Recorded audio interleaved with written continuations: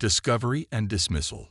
Commander Sarah Chen squinted at her scanner display as the Pathfinder drifted through the nebula's outer reaches.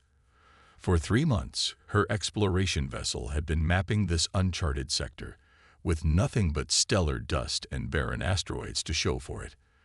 Fleet Command was getting impatient. "I've got something," Lieutenant Reyes called from the sensor station. "Mass reading at coordinates 227 to 54,109. Doesn't match any natural formation." Chen moved to his station, trying to contain her excitement. "How big?" "Approximately 300 meters long. Metallic composition. No energy signatures. It's just floating there." "Take us closer, Helm." Standard approach protocol. As the Pathfinder cut through the cosmic dust, the object came into view on the main screen. The bridge fell silent. Floating before them was a vessel unlike any they'd seen before.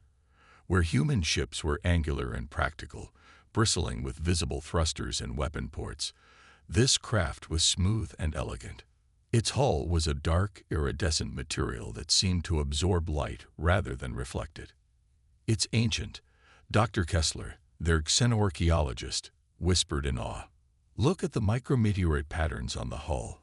This thing has been drifting for thousands of years, at least." Chen made her decision quickly. "Prep the shuttle. Kessler, Reyes, you're with me. Full environmental suits." An hour later, they stood before the alien vessel in their EVA suits. Up close, the hull revealed intricate patterns that seemed to flow like circuits beneath the surface. There were no visible seams, no entry points. "It's like it was grown rather than built," Kessler said, running a scanner over the surface. "Wait, I'm detecting a molecular shift in the hull structure." As if responding to her words, a section of the hull rippled and receded, revealing an entrance. Soft light emanated from within. "Atmosphere inside," Reyes reported. "Oxygen-nitrogen mix. Temperature 20 degrees Celsius. Almost as if it's expecting us," Chen muttered. "Keep suit integrity. We go in, we look around, we get out. No touching anything without authorization." The interior was even more extraordinary than the exterior. Corridors curved organically, glowing with a gentle blue light that seemed to emanate from the walls themselves. There was no dust, no sign of deterioration. As they moved deeper, Chen had the unsettling feeling they were being watched. They reached what appeared to be a central chamber. A raised dais stood in the center, and above it hovered a spherical object about the size of a human head. "Some kind of control interface," Reyes suggested. Kessler's eyes were wide behind her helmet. "Commander, the architecture, the design principles, they don't follow any evolutionary path we've encountered. Whoever built this was thinking in ways fundamentally different from us." Chen was about to respond when the sphere pulsed with light. A holographic display materialized around them, showing star systems, planets, and what appeared to be flight paths. "It's activating," Reyes said, stepping back. "No," Kessler corrected, "it's responding. To us." The display shifted, focusing on a single star system, their own. Earth appeared, rotating slowly, followed by images of humanity's colonies and outposts. "It knows who we are," Chen whispered. Another sequence appeared, strange angular ships attacking worlds, planets burning, civilizations falling. Then the image of the vessel they stood in, moving between attackers and victims, emitting some kind of energy field that neutralized the aggressors. "I think," Kessler said slowly, "we're looking at a historical record. And I think this ship was some kind of protector." After documenting everything they could, Chen ordered the team back to the Pathfinder. Once aboard, she immediately transmitted their findings to Fleet Command. The response came 3 days later as they maintained position near the alien vessel. "Return to Earth immediately. Tau vessel to Arcturus station for study. Priority Alpha." Fleet Admiral Harrington was not impressed. "So you found an alien museum piece," he said, looking at the holographic rendering of the vessel, now named Sentinel by Chen's crew. They stood in a high-security briefing room at Arcturus station, Earth's foremost military research facility. With respect, Admiral, this ship contains technology far beyond our understanding, Chen argued. Dr. Kessler believes the energy manipulation principles alone could revolutionize our defensive capabilities. Commander, I have a dozen research teams telling me what we could do every day. Harrington sighed. The hegemony is pushing at our borders with ships we can actually see working. They have weapons that function now, not in some theoretical future. Chief Engineer Rivera stepped forward. Sir, I've been studying the propulsion system. It doesn't use conventional thrust at all. It somehow manipulates space-time itself. Enough, Harrington cut him off. I've allocated 2 research teams and 3 months of funding. If you haven't found anything of practical military value by then, the Sentinel gets mothballed. He checked his comm unit. I've got the Defense Council waiting. You're dismissed. As they left the briefing room, Kessler couldn't contain her frustration. 3 months. We'd barely understand the hull composition in 3 years. Chen's response was interrupted by a station-wide alert. Red emergency lights flashed as the announcement echoed through the corridors. All personnel to battle stations. Hegemony forces detected entering the Arcturus system. This is not a drill. Repeat, this is not a drill. They rushed to the command center. The tactical display showed a massive hegemony fleet approaching, dozens of warships escorting what appeared to be a new class of vessel, twice the size of any they'd seen before. The Oblivion, Admiral Harrington said grimly as Chen and her team entered. Intelligence reported they were building something big, but we didn't expect deployment so soon. The massive hegemony vessel bristled with weapon emplacements. As they watched, it fired on an outlying defense platform. A beam of concentrated energy lanced out, cutting through the platform's shields as if they weren't there. The platform disintegrated. What was that? Someone gasped. Some kind of focused graviton beam, a tactical officer replied. It's literally tearing apart the atomic bonds in the target materials. Another beam fired. Another platform destroyed. Harrington's face hardened. Deploy all available ships. Evacuation protocol for civilian personnel. We need to buy time for reinforcements from Sol. Chen couldn't take her eyes off the tactical display. The images from the Sentinel's holographic history flashed in her mind. The angular ships, the destruction, the response. Admiral, she said suddenly. The alien vessel, the Sentinel. The historical records it showed us depicted it defending against attacks remarkably similar to what we're seeing now. Harrington barely spared her a glance. Commander, this is hardly the time for archaeological theories. Sir, what if it wasn't just a historical record? What if it was trying to tell us something about its purpose? The ship has no power, no operational systems. Harrington dismissed. Our best engineers haven't been able to activate anything beyond its basic environmental controls. Chen looked at Rivera and Kessler, who had followed her into the command center. They shared a knowing glance. Maybe, Rivera said carefully. We've been trying to understand it on our terms, not its own. The tactical officer interrupted. Admiral, the hegemony fleet is breaking into attack formation. The Oblivion is moving to firing position. Our defenses can't stop that weapon. Harrington turned to his communications officer. Send priority distress call to all USEF forces. We are under attack by superior enemy forces. Chen made her decision. Admiral, request permission to attempt activation of the Sentinel. Denied. Harrington snapped. All functional personnel are needed for evacuation and defense. Chen straightened her back. Sir, with respect, my team and I are going to try anyway. Court-martial me later if we survive. Before Harrington could respond, she nodded to Kessler and Rivera, and they sprinted from the command center. Awakening and triumph.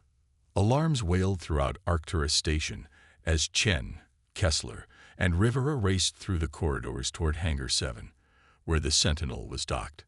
Emergency lighting cast everything in an eerie red glow as personnel rushed to evacuation points or battle stations. You realize we're throwing away our careers if this doesn't work, Rivera said as they ran. And probably our lives either way. If the Oblivion reaches firing position, we won't have careers or lives to worry about, Chen replied. They'd reached the hangar to find it nearly deserted, most of the technicians having been reassigned to critical systems. The Sentinel floated serenely in its docking cradle, seemingly oblivious to the chaos around it. How do we even get it operational? Rivera asked as they entered through the same hull opening they'd discovered months ago. None of our equipment interfaces with its systems. Kessler moved directly to the central chamber with the hovering sphere. We've been approaching this all wrong. This ship wasn't designed to be controlled. It was designed to collaborate. What does that mean? Chen asked. It means, Kessler said, reaching toward the sphere, we need to ask. The moment her hand touched the sphere, the ship came alive around them. The blue glow intensified, and the holographic display materialized, but different now, more focused, more urgent. Kessler gasped, her eyes widening. I can feel it. In my mind. Not words exactly, more like concepts, impressions. Her voice took on a distant quality. It calls itself Guardian, not Sentinel. We misunderstood. Can you communicate with it? Chen pressed. It understands our situation, Kessler replied, her eyes unfocused. It's been waiting. For so long. The Harbingers, they called themselves, the angular ships in the historical record. They were the enemy of the Guardian's creators. They destroyed worlds with weapons that unraveled the fabric of reality. Sounds a lot like the Hegemony's new graviton weapon, Rivera observed grimly. The same principles. Kessler nodded. The Harbingers were defeated, but at terrible cost. The Guardian's creators knew they might return someday, or that others might discover the same destructive technology. So they left these ships as a safeguard, Chen realized, waiting dormant until they were needed again. Kessler's hand still touched the sphere. Yes, the Guardian was designed specifically to counter the Harbinger's weapons. It doesn't destroy, it neutralizes. It converts destructive energy into harmless forms. Chen's comm unit buzzed. Admiral Harrington's voice came through, tight with controlled panic. All personnel. The Hegemony fleet has broken through our outer defenses. The Oblivion is moving into position to target the station. Evacuation priority Alpha. I repeat, evacuation priority Alpha. Chen looked at her companions. Can the Guardian stop the Oblivion? It believes so, Kessler replied. But it needs to be in the direct path of the weapon's discharge. Then that's where we're going, Chen decided. Rivera, can you fly this thing? The engineer moved to what appeared to be a secondary control interface that had materialized near the chamber's edge. I think it'll help me. The controls are intuitive somehow. Then let's move. We need clearance to launch. Chen activated her comm. Command, this is Commander Chen. Requesting emergency launch clearance for Hangar 7. Denied, came Harrington's immediate response. All civilian evacuations take priority. Sir, we have activated the alien vessel. We believe it can neutralize the Oblivion's main weapon. There was a pause. You have 5 minutes, Commander. After that, you're on your own. Harrington out. The hangar doors began to open. Rivera placed his hands on the control interface, and the Guardian hummed to life, its ancient systems awakening fully for the first time in millennia. The ship lifted smoothly from its cradle, more graceful than any human vessel, and slipped through the hangar doors into space. Outside, chaos reigned. The remains of the station's defensive fleet engaged with Hegemony fighters, while larger warships exchanged devastating volleys. In the distance, the massive form of the Oblivion loomed, its weapon ports glowing with building energy. Take us directly toward the Oblivion, Chen ordered. Both sides are registering us as an unknown vessel, Rivera reported. We're being targeted. Wait, the Guardian is doing something. The ship's hull began to change. The dark, light-absorbing material became translucent. then transparent, making the vessel nearly invisible against the backdrop of space. Only a faint outline and the subtle distortion of stars behind it revealed its presence. Stealth technology? Chen wondered. No, Kessler replied, still connected to the sphere. Phase shifting. We're partially out of sync with normal spacetime. Most weapons will pass through us. They approached the battle zone, slipping between explosions and weapons fire. Occasionally, a shot would pass directly through the Guardian with no effect. They were ghosts on the battlefield. The Oblivion is powering its main weapon, Rivera warned. Energy readings are off the charts. Chen moved next to Kessler. Are we ready? The Guardian has been ready for thousands of years, Kessler replied, her voice mingling with something other. Position us directly between the Oblivion and the station. Rivera maneuvered the ship into position. On the tactical display, they could see the Oblivion taking aim at Arcturus Station. Energy spike. Rivera called out. They're firing. The Oblivion's graviton beam lanced out, a concentrated stream of reality-unraveling force heading directly toward them, and beyond them, Arcturus Station with its thousands of souls. The moment the beam touched the Guardian, everything changed. The ship's transparent hull suddenly blazed with light, patterns that had been dormant for millennia awakening in cascading sequences. The beam didn't pass through as other weapons had. It was caught, absorbed, channeled through the intricate patterns. Inside the central chamber, the sphere expanded, energy flowing into it from all directions. Kessler cried out, not in pain but in awe, as knowledge and power surged through her connection. It's working. Rivera shouted over the growing hum that permeated the ship. The beam is being contained.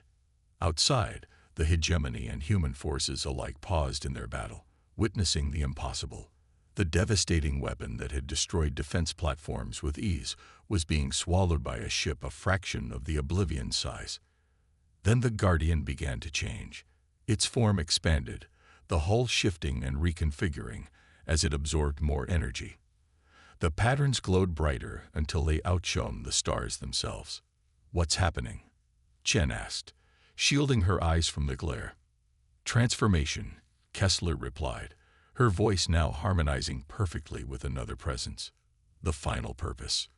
The Guardian completed its absorption of the graviton beam. For a moment, nothing happened.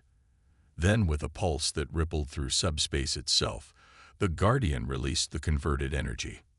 A wave of blue-white light expanded outward, washing over the hegemony fleet.